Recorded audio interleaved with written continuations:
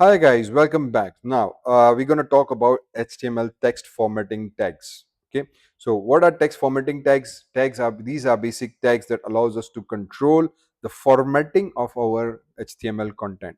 In previous sessions, we have been talking about styles, paragraphs, and headings. How we use heading tags and paragraph tags, and then use a style attribute to give some design aspect to our HTMLs. But moving on forward, today we're going to talk about something called formatting. Now, formatting allows us to control the basic formatting of our HTML content. This is again related to structuring the data properly. This does not give a proper styles. Styles is something in terms of design elements. So this is something we don't say that it's a design elements. Again, this is a part of what we call pure HTML's structuring of how the content is supposed to be designed on the page. We can use CSS with each of these tags as well, text formatting tags as well. So let's talk about what more exactly are the various different text formattings. So HTML does contain several different what we call formatting tags, such as bold, such as italic, subscript, and superscript. How we use them, let's learn about that. Okay.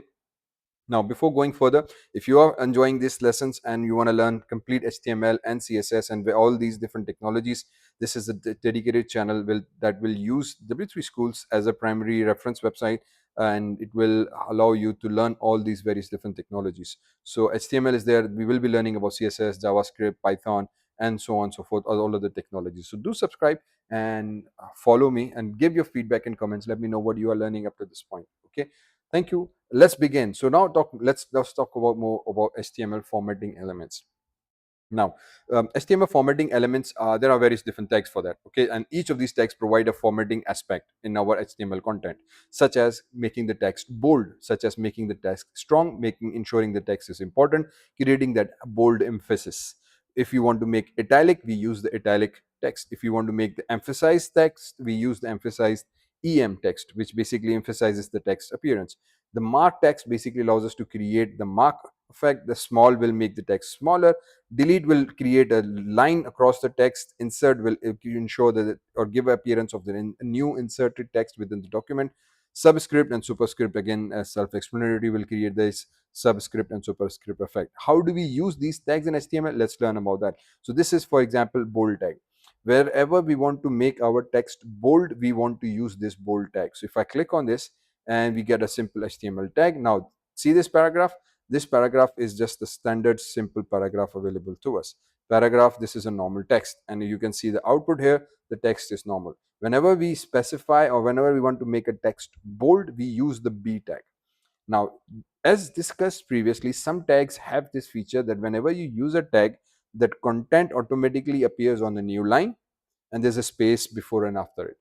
When you use a bold tag or any of these formatting tags, they are known as what we call inline tags, meaning that when you use them, there's no new line added, only the effect is added. So the bold is basically an effect, a formatting effect that will make the text bold without adding a new line. That is why we can use them as a nested tags within other tags as well. So I have a paragraph tag, I use a bold, this is a bold tag, and I specified it, and this is why the text appear bold. Now, another key thing to learn here is that if I use the paragraph and backslash paragraph, so if I put it here, this is my bold tag example. So we have example here. Now I can also specify this B tag just in front of this single word as well. Okay, so now what I've done here is that I've used this B tag as a very simple bold appearance. So now what will happen, each text is normal, only the single word is bold. To do or to achieve this particular effect, we use the B tag in front of the bold word itself. This means that I can use the tag as many times or wherever I want before the any content that I want to make. So for example, in this case, I can say, hey, I want this tag, this word to be bold as well. So I can use the backslash B and B here. So now if I run this code, what happens, this example becomes bold. So this is bold, this is tag, this is bold.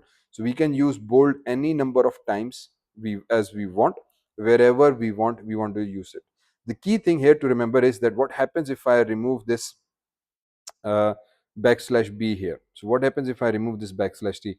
So what if I execute it and there is another B here? So no problem with that. If I execute now, see bold, tag, example, all these three words are basically bold. Why tag is bold? Because HTML reads this as bold. starting the tag, no problem, wonderful. Okay, so it says bold, but then there is no ending tag, so it assumes that this text is also part of this bold effect. Then it goes and reads, hey, there's another nested bold, and okay, no problem, wonderful, I will accept this.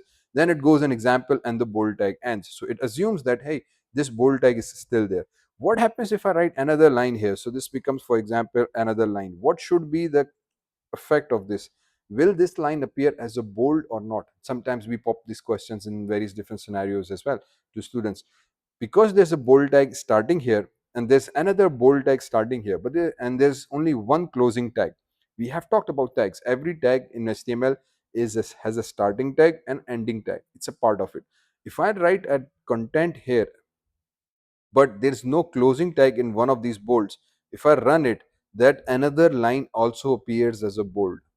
Why it's appearing as a bold? Even though if you write br here, so for example, if I write br break line here and hit run, this comes on a new line and we talk, but still appearing as a bold, because the browsers read this bold and understands, okay, we have closed this bold tag, but we have not closed this bold.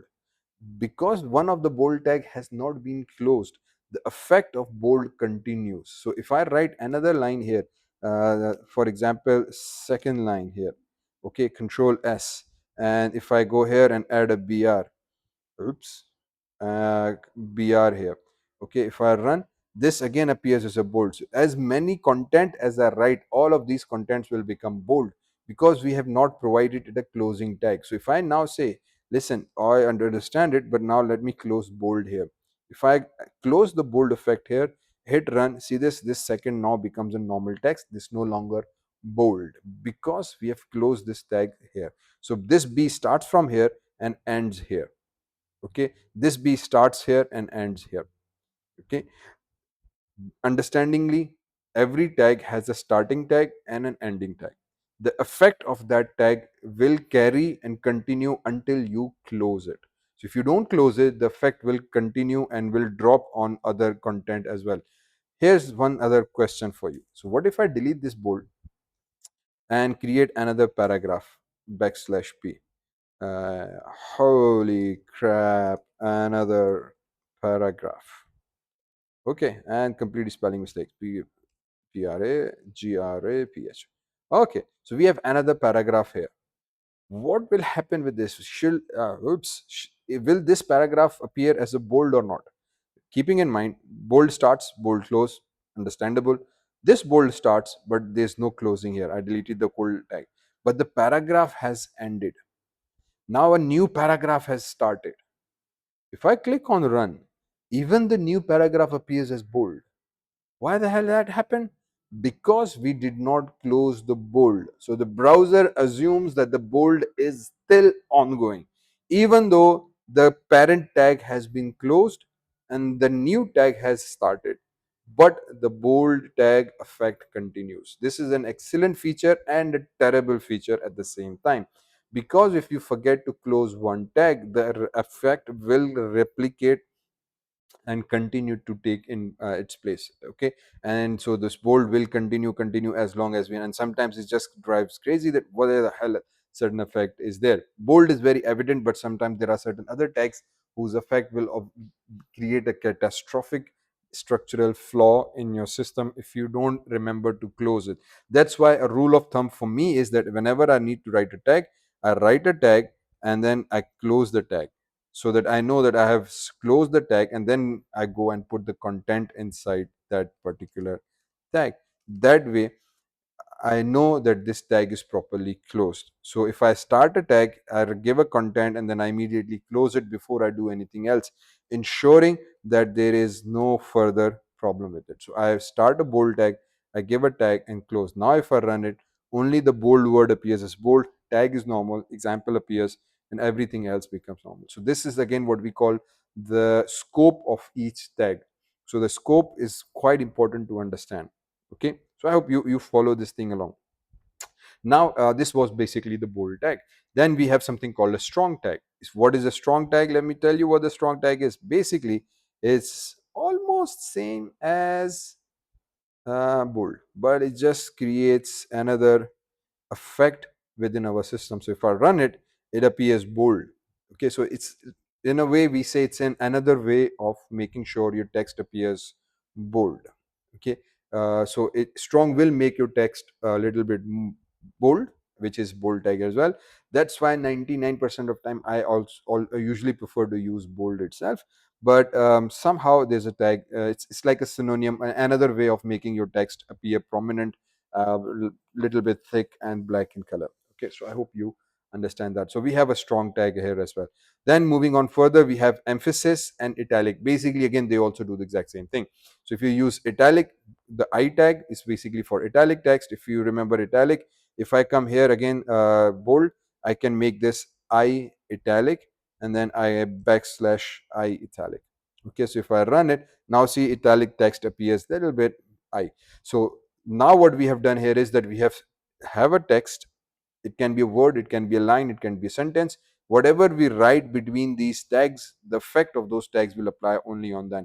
If I don't close the I tag here, again same thing, hit run, everything after the I becomes italic. Even though there are multiple different paragraphs, see this one paragraph, there's another paragraph, this paragraph ends here, but still the scope of I will continue because we have not closed it. So wherever we close it, it becomes nicely done up to that particular point. Now, one rule of thumb also, or one good programmer's approach is this as well.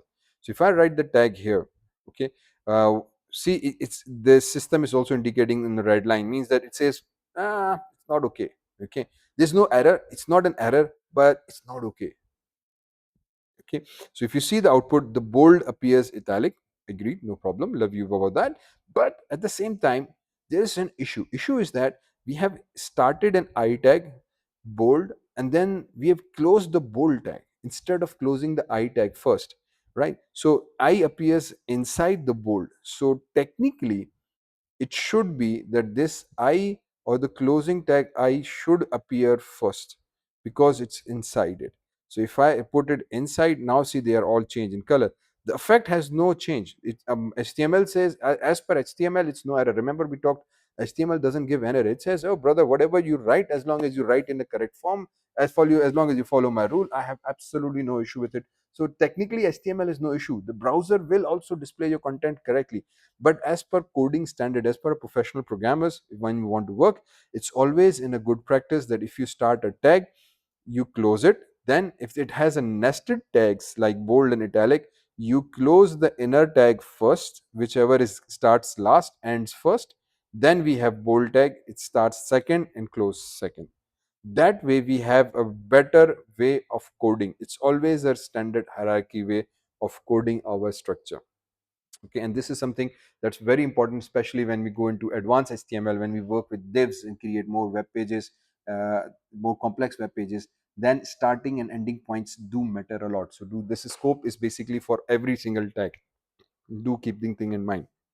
Okay, this is not only related to these formatting tags. The whatever we talk about tags, basically it's throughout every single tag. It's applied on every single tag, right? So even bold, italic, whichever tag you write first. So in this case, if I write, for example, u tag, which is for underline, okay, so if I write u tag outside the b, so because this tag comes as first, it should end as the last tag, so backslash u. This becomes a good practice. So if I write, oops, no, I don't want to save it. Okay, I'm just having a bit of saving it again and again. Let's run this. So now bold appears underline, perfect, no problem with that, because we have it started the u tag as a first tag. So and then there are inner tags after that, it ends, so the first tag becomes the last ending tag. Okay, it's generally a good practice to do that. So we have an I tag which creates an italic, and emphasis also actually does the exactly same thing. So if you use the em tag, so if I come here, write em tag before inside and backslash em. So if I run this code, now you'll find that this is also italicized, same as this one. So bold has, in other words, two variations. We use bold or strong. Italic has I or em. It just italicizes the tags at certain point. So this is both exactly same thing. Small will basically make your text smaller. So if I want to make a specific thing smaller, so for example, I can say, hey, SMAMM small, and then I can say backslash small. If I run this code, you will notice this tag text just appears a little bit smaller than the normal font.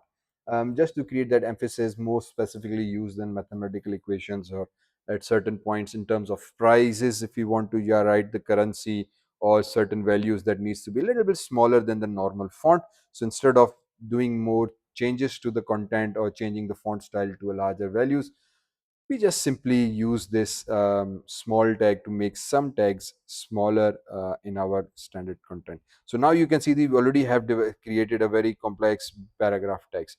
Again, a professional pro tip is that if this is the case, I use in this way. So we have b tag, then we have something called italic tag. We give a bold italic, and then we start this tag here, and then we go and then I close this u tag here. Then I go back here and small tag, because this is, there's a tag here. Then now I go start this thing here, add a br line. So now see, this becomes a professional way of writing. More professional programming would allow us to understand this code more easily. And now you can see the hierarchy as well. So we have u tag starting here, ending here, then inner tag has a b tag, then inside the b tag we have a I. So this makes content reading and programming a lot easier if you follow the programming convention and write the code in appropriate manners. Okay, so this is whole HTML. So if you understand the basic structure of writing, this applies throughout whole HTML tags. Okay, so even if I'm writing here, sometimes if it's one tag, we can be lazy and we can leave it to this point. As I said, professionally, as a professional programmers, we always recommend to keep our code neat and clean and professional looking. So this gives a more appropriately decent looking visibility within our system. Okay, we try to follow that, and this rule applies throughout it.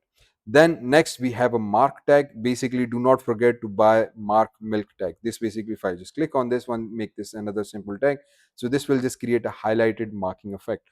Okay, so if you use mark in front of a milk, this is commonly done. Again, in news articles and many places we find this, the highlightation there, just to indicate certain highly important text. We use the mark tag here. Let's include the mark tag in front of the bold. So if I come here and I say, hey, mark this guy and backslash mark this guy.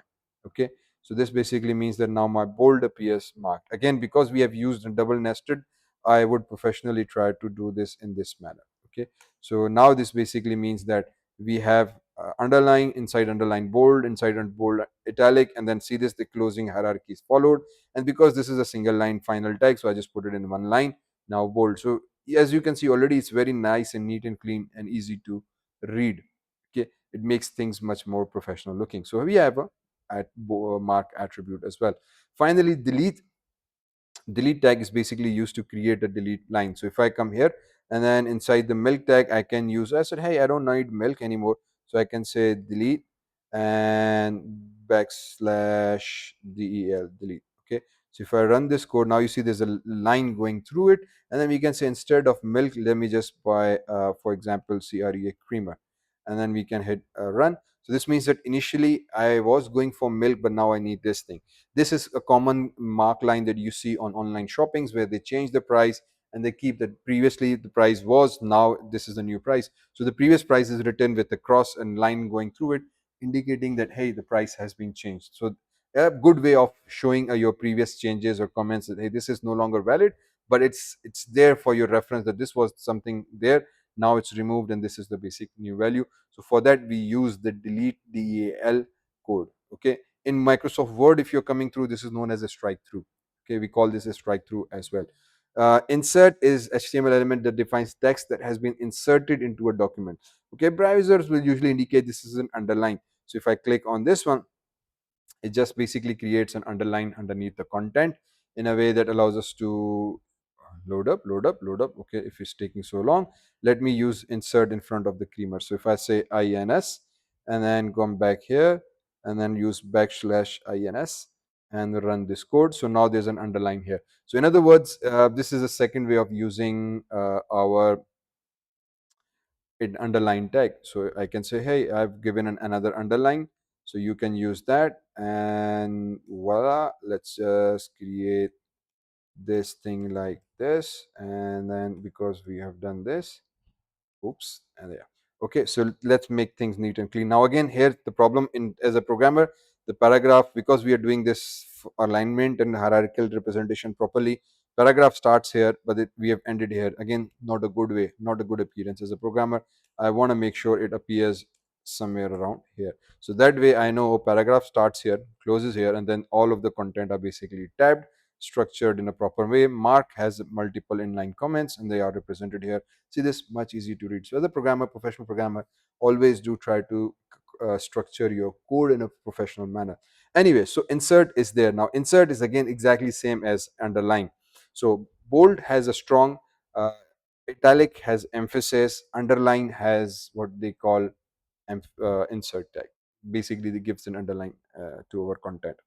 Finally, going into subscript and superscript. So wherever we need equations or subscript or superscript tag, basically we use that. So for example, let's write another paragraph tag here, backslash p.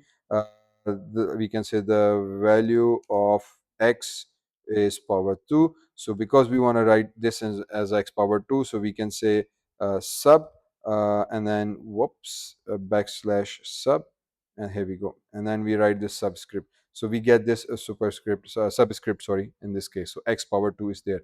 If you want to write the content in more formal way or in form of upper, so we can say instead of sub, sup and sup. And then if I hit run, we get a superscript and subscript. Okay, so in form of mathematical notations, we write this very commonly. Usually we do that. So whichever number we want to go. So in this case, 2 is supposed to be superscript. So before 2, I wrote this text. So this case again, I will try to use this as a separate. But in terms of equations, sometimes we just put it like this as well, makes things easy to read for us. So subscript, superscript is there. So these are basically the most common tags that we use. So today we discussed these formatting tags with an HTML. Bold will make it bold, strong again bold, another form of making bold. Italic is there, takes text italic, but emphasize again will make it italic. So these are two same things. Then we have insert and underline. Insert and underline will basically add the underline or beneath your text. Then we discussed about mark, the highlight. It will highlight the text. Small will just reduce the size of the content a little bit, if you for certain purposes, and depending on how we structure the content. Then superscript, subscript is there. Okay, so these are collectively known as formatting tags. These are the basic formatting tags in HTML. Like discussed earlier, in HTML now all we have to do is look for these tags. HTML as simple as that. Wherever, however you want to use it, it depends up to you. You can use it multiple times. The content structuring completely depends up to you, how you structure your web pages, as long as you understand that there is a tag for every single thing.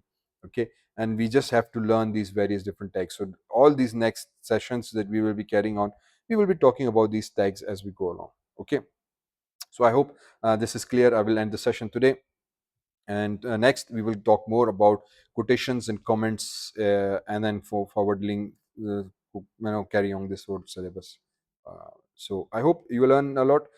Do leave me your comments how much you understand or what do you want to do, what more examples you want to follow along, and then I'll hopefully try to explain it. Okay, so don't forget to subscribe, please. Let's help this channel. I'm trying to work on this, and your subscription will mean a lot to me. Thank you. See you around in next session.